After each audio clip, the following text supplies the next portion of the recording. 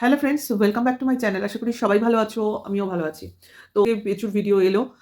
তো একই ব্লগিং এর দুটো পার্ট করে দু জায়গায় ছাড়ছে যাতে ভিউজ বেশি হয়। ভিউয়ার্সরা বোকা নয়, ঠিক আছে? দুটোই ভিউজ ডবল ডবল হয়ে যাবে না। যা ভিউজ ইনকাম হতো তাই হবে। দিনে দিনে লোক চালাকি বুঝে গেলে এটাও আর হবে না।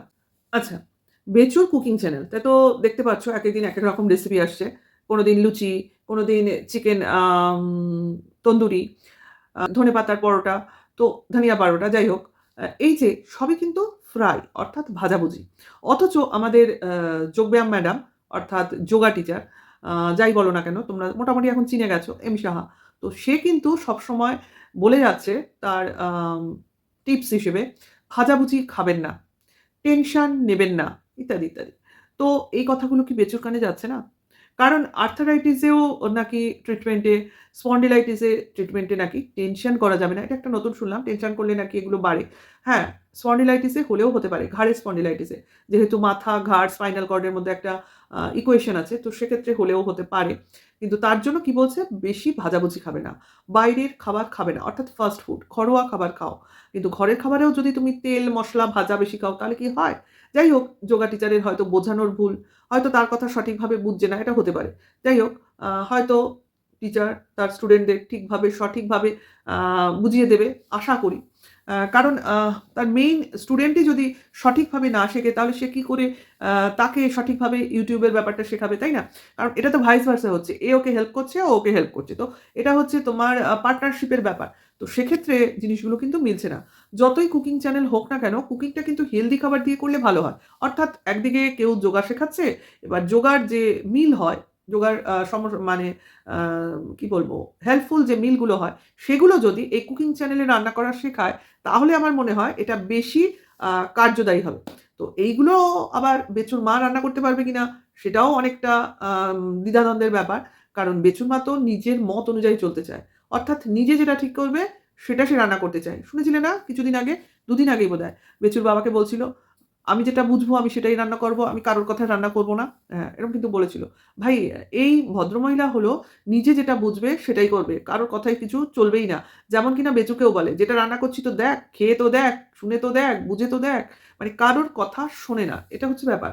তা হতে পারে অনেকেই থাকে এরকম, কিন্তু ওনার যে সব রান্নাই ভালো হয় সেটাও কিন্তু আবার সঠিক না। মানে ওভার কনফিডেন্ট যে আমি যেটা করব সেটা মানে একদম জগৎ সেরা হবে। ভাই, সবাই তো সৌমালি নয়। হ্যাঁ, সৌমালির মাকে বলছি না। সবাই সৌমালি নয়। হ্যাঁ, হয় অনেকে মা হয়েও তার যোগ্যতা থাকে না মা হওয়ার। তো সেইজন্যই বলছি সৌমালির সঙ্গে টেক্কা দিলে চলবে না।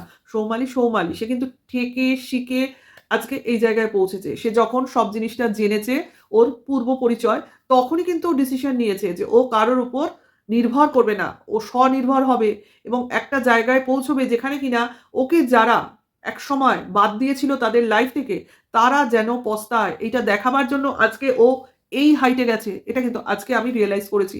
ও ঠিক আছে? কোনো জায়গা থেকে কেউ বিতাড়িত হলেই সে কিন্তু একটা লড়াইয়ের ময়দান খুঁজে পায়। ঠিক সেম টু সেম দেখো, এদের কাছ থেকে বিতাড়িত হয়েই সৌমালি আজকে এই জায়গায় গেছে। অনেকদিন সময় ধরে গেছে। আজকের কথা নয়।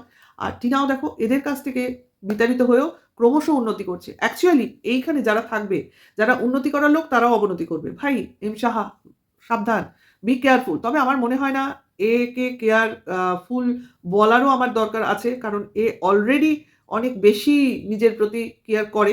একে দেখেই বোঝা যায়। মানে তৈরি মানুষ আরকি। তো একে মনে হয় না সেরকম শিখানোর ব্যাপার আছে। এ অলরেডি লোককে শিখিয়ে দেবে। কারণ যে যোগা শেখায়, যে ফিজিওথেরাপি করে সে অনেক কিছু থেরাপি জানে ভাই। তো ঠিক আছে, একে নিয়ে টেনশন করার কোনো জায়গা নেই। সব জায়গায় বেচু যদি এইভাবে কন্ট্রোভার্সি ছোঁয়ায়, তো আমার মনে হয় না কোনো চ্যানেলই সেইভাবে গ্রো করবে। কারণ কন্ট্রোভার্সি জোনেই ঠিক, তাই না? কোনো ব্লগিংয়ে বা কোনো কুকিং চ্যানেলে যদি কন্ট্রোভার্সি ঢুকিয়ে দাও, তাহলে কিন্তু মনে হয় না YouTube সেগুলো পছন্দ করবে। যাই হোক, ও ভুগছে, যে ভুগছে সেই বুঝবে। তো এখানে কি বলল বেচু? সামনের ডেটের কথা বলল, যে ডেটটার জন্য বা যে ডেটটার দিকে আমরা তাকিয়ে রয়েছি অবভিয়াসলি একটা কোনো ডিসেম্বরের ডেট, যেটা তোমরা অলরেডি জেনেছো, শুনেছো। তো সেই ডেটের আ জন্য বেচুও ওয়েট করছে। তো তার তো অনেক রকম কথা, যে সে ছেলেকে ভালোবাসে না, সে ছেলেকে কেয়ার করে না। এগুলো তার যে যেসব ভিউয়ার্সরা বলেছো, তো তারা ভীষণই দুঃখ দিয়েছো বেচুর মনে। কারণ তার প্রচণ্ড মানে উম অপমান বোধ হচ্ছে যে সে ছেলেকে বাবা হিসেবে কেয়ার করে ভালোবাসে, সেটার প্রমাণ তাকে দিতে হচ্ছে। হ্যাঁ, সত্যি এটা লজ্জার। এতদিন দেখার পর, ছেলেকে এইভাবে রাখার পর, বেচুকে যদি আজকের ডেটে ছেলেকে কতটা ভালোবাসে সেটাকে নিত্যিতে তুলে মেপে ওজনটা বোঝাতে হয়, তাহলে কিন্তু বেচুর সত্যি এতদিন ধরে ও যা যা পরিশ্রম করে এসছে টোটাল সবটাই জলে। ঠিক আছে? আবার প্রথম থেকে শুরু করতে বেচু কি সেই এনার্জি আর থাকবে? ভিউয়ার্সরা তো বোঝো, কিন্তু কিছু করার নেই। বেচু অলরেডি তার পথভ্রষ্ট হয়ে গেছে, তাই না? কাজে ভিউয়ার্সরা তো আর এমনি খেপে যায়নি। তারা অনেক কিছু দেখে খেপে গেছে, তাই না? শুধু যে কন্ট্রোভার্সি ক্রিয়েটররা বলেছে তা নয়। বেচু নিজে মুখে স্বীকার করেছে। আবার বেচু যার হয়ে বলছে সেও স্বীকার করছে। তাহলে এত এভিডেন্স চারপাশে। বিশেষ করে কিছু তার কাছের দাদা-দিদিরা এগুলোকে নিয়ে কন্ট্রোভার্সি করে বেচুকে বোঝাবার চেষ্টা করছে। সবই তো খোলা চিঠির মতো ভিউয়ার্সের কাছে একদম পরিষ্কার। তো সেখানে বেচু এসে ভিউয়ার্সদের কি বোঝাবে? কি বোঝাতে পারবে? কিন্তু বিচ্ছু দুঃখিত। কারণ সে ভিউয়ার্সদের কিছুতেই বুঝিয়ে উঠতে পারছে না যে সে তার জায়গায় ঠিকই আছে। আবার তার জন্য বিচ্ছু এটাও বলেছে, "দেখতে তো পাচ্ছ ভিউজের কি নমুনা?" মানে এটা বলে ও ভিউয়ার্সদের এটা বোঝাতে চাইলো, "ভাই তোমরা আমাকে ভিউজই দাও না।" মানে আগে যে ভিউজটা দিতে ৭০,০০০, ৮০,০০০, ৬০,০০০, ৫০,০০০ বাবা বলতেও আমার বুকে মানে কষ্ট হচ্ছে। ক্রমশ কমছে। ৪০, ৩৫, ৩০, ২৮, ২৫, এখন ২০, ২২ আর ১৭, ১৮ও দেখেছি। যাই হোক। এই যে ভিউজটা আমার ক্রমশ কমছে, গ্রাফটা নিচের দিকে নামছে, তাহলে এগুলো তো ভিউয়ার্সদের জন্যই হচ্ছে। মানে বেচুর এটা মনের কথা, রাগের কথা, অভিমানের কথা। যে তোমরাই আমাকে দেখেছিলে, সেই লোকজনগুলো গেলে কোথায়? তাহলে আজকে যারা আমাকে যে কজন ভিউজ দিচ্ছ আরকি, তারাই তো বলছো, ভিউজ দিচ্ছ বলেই তো কমেন্টস বক্সে লিখছো। তার মানে এরাই হলো তোমার শুভচিন্তক। মানে যারা তোমার ভালো চাইছে। ঠিক আছে? তার জন্যই তারা এখনো তোমার কমেন্টস বক্সে টিকে রয়েছে। ঠিক আছে? আর যারা তোমাকে ছেড়ে চলে গেছে, তারা তোমাকে বিশ্বাসই করে না। মানে তোমার উপর ভরসাই করে না। এইটা বেচু বুঝতে পেরে খুবই মানে দুঃখিত, ক্লান্ত, শ্রান্ত। তো তার জন্য বেচু কিছু ডিক্লারেশন দিয়েছে।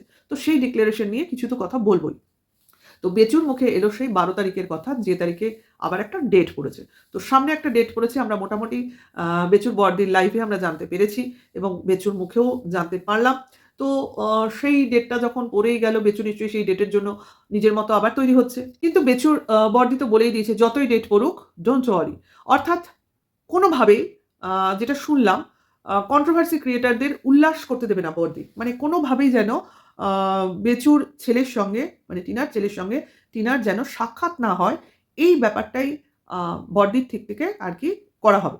মানে কোনোভাবেই যেন কন্ট্রোভার্সি ক্রিয়েটররা এটাকে নিয়ে উল্লাস না করতে পারি আমরা, মানে আনন্দ না করতে পারি। অর্থাৎ মা আর ছেলের যাতে কোনোভাবেই মিল না হতে পারে, দেখা না হতে পারে। মানে মা যেন ছেলেকে না দেখতে পারে, ছেলে যেন তার মার অস্তিত্ব জানতে না পারে। এই ব্যাপারটাকে মানে দাঁড়িয়ে থেকে সাহায্য করবে বেচুর বড়দি। বুঝতে পেরেছ নিশ্চয়ই চক্রবর্তী ম্যাডাম, যিনি কিনা নিজে মুখে এই কথাটা বলেছেন। কাজেই এইখানেই হয়তো বেচু কিছু নিশ্চিন্ত হয়ে গেছে যে হয়তো সামনের ডেটেও সে যাবে না। হয়তো আমরা দেখব বেচু আবার গেল না। আর যদিও বা সে নিজে গেল, ছেলেকে নিয়ে গেল না। হতেও তো পারে। কারণ সে কিছু না কিছু তো করবে। এত ইজি তো নয় যে ছেলে নিয়ে ও সুরসুর করে গিয়ে কোর্টে হাজির হবে। তো কিছু তো হতে চলেছে। তার জন্যই বেচুর দাড়ি বাগিয়ে বসে তার অশান্তির কথাগুলো বকতে বসেছে। এবং আরেকটা কথাও তো শুনলাম, সেটা হলো যে ১২ তারিখ আসছে, জানোই তোমরা। তো obviously ১২ তারিখের পর একটা চিন্তাভাবনা করছে বেচু। সেটা কি? না কোথাও ঘুরতে যাবে। তো ঘুরতে যাবে শুনলেই মনে হয় ফ্যামিলি নিয়ে আবার ঘুরতে যাওয়া। তো শীতের সবাই অনেকেই ঘুরতে যায়। এই ভুলটা মোটেও করো না। কারণ বেচু এবার একা যাবে। মানে দোকা যাবে না, এটা কিন্তু বেচু বলে দিয়েছে। অর্থাৎ ওর একা যাওয়া নিয়ে যে সবাই বলতে থাকবে কেউ না কেউ সঙ্গে গেছে, কারো না কারোর সঙ্গে গেছে, কোথাও না কোথাও গেছে। মানে জাস্ট কোয়ালিটি টাইম স্পেন্ড করতে। যেরকম কিনা বেচু বলে, টিনা কারোর সাথে ৭-৮ দিনের নামে ঘুরতে গেছে, থাকতে গেছে, আনন্দ করতে গেছে, মজলিস করতে গেছে। এগুলো যে বলে, হাতে কোনো প্রুফ ছাড়াই, কেউ কোনো প্রমাণ জোগাড় করতে পারে না, অথচ ফালতু বকতেও ছাড়ে না। তো সেইরকম ফালতু বকা যেন বেচুর সঙ্গে না হয়, তার জন্য সে আগেই ডিক্লেয়ার করে দিচ্ছে, মৌখিক ডিক্লারেশন, যে আমি কারো সাথে যাচ্ছি না। তো ঠিক আছে? তো তার জন্য তো প্রমাণ লাগবে না, তুমি কারো সঙ্গে যাচ্ছ না। তার জন্য বেচু আগেই বলে দিল, উইথআউট ব্লগিং সে ঘুরতে যাবে। অর্থাৎ ক্যামেরা করবে না। তাহলে কি হলো ব্যাপারটা? তাহলে আমরা জানবো কি করে? কে যাচ্ছে না যাচ্ছে, বেচু একা যাচ্ছে কিনা? বা সঙ্গে কেউ যাচ্ছে নাকি? বা ১ জন যাচ্ছে না ২০ জন যাচ্ছে না ১০ জন যাচ্ছে না ২৫ জন যাচ্ছে? কারণ বেচু অ্যান্ড বেচুর দিদি সবাই বলেছে, ১ জন কেন ১০ জন কেন ২০ জন গার্লফ্রেন্ডও বেচুর থাকতে পারে। তো সেখানে ২০ জনই গার্লফ্রেন্ড যাচ্ছে, না ২০ জনের সঙ্গে আরো ১০ জন বয়ফ্রেন্ড যাচ্ছে, না বেচু একা যাচ্ছে, না বেচু একা অনলি তার ওয়ান অ্যান্ড অনলি গার্লফ্রেন্ডকে নিয়ে যাচ্ছে। তো আমরা কি করে জানবো? কারণ বেচু সেখানে ব্লগিং করবে না, অর্থাৎ ক্যামেরা করবে না। কারণ সে একটা নির্ভেজাল কোয়ালিটি টাইম হলিডে স্পেন্ড করতে যাচ্ছে। অর্থাৎ সেখানে কোনো আ পাবলিসিটি চায় না, অর্থাৎ টোটালি পাবলিক সিক্রেট একটা ট্যুর সেট করতে চলেছে এবং সেটা অবভিয়াসলি 12 তারিখের পর সেট করবে বলে শুনলাম এবং সেই ট্যুরটা করে এসে বেচু তারপর তার সংসারে মন দেবে এবং পুরো সংসারের দায়িত্ব কর্তব্য পালনে আবার লেগে পড়বে, অর্থাৎ বলতে পারো চার্জড হয়ে আসবে। মানে বেচুর এখন ব্যাটারির চার্জ কমে গেছে, অর্থাৎ এখন বেচু এত ঝুঁজতে নিস্তেজ হয়ে পড়েছে, কাজে এখন বেচুর চার্জের প্রয়োজন। তো সেই চার্জটা ও কোথায় গিয়ে হবে? কোনো একটা হলিডে ট্যুর অ্যারেঞ্জ করে হবে। সুতরাং বেচু এই চার্জড হতে গিয়ে যেটা অ্যারেঞ্জ করেছে সেটা হচ্ছে একটা উইদাউট ব্লগিং ট্যুর অ্যারেঞ্জ করেছে এবং সেটা সিক্রেট ট্যুর হিসেবেই বিবেচিত হবে এবং সেখানে কেউ আমরা অ্যালাউ হব না, অর্থাৎ কেউ আমরা দেখতেও পাবো না, জানতেও পারবো না, চিনতেও পারবো না, শুনতেও পারবো না। তাহলে এমন কিছু একটা ঘটতে চলেছে যেটা কিনা আমাদের কল্পনার অতীত, যেটা কিনা বেচু অলরেডি ডিক্লেয়ার করলো যে তারও কিছু প্রাইভেসি আছে এবং সেই প্রাইভেসিটা সে এবার মেনটেন করবে, অর্থাৎ সে কোথাও একা অন্তরালে ঘুরতে যাবে।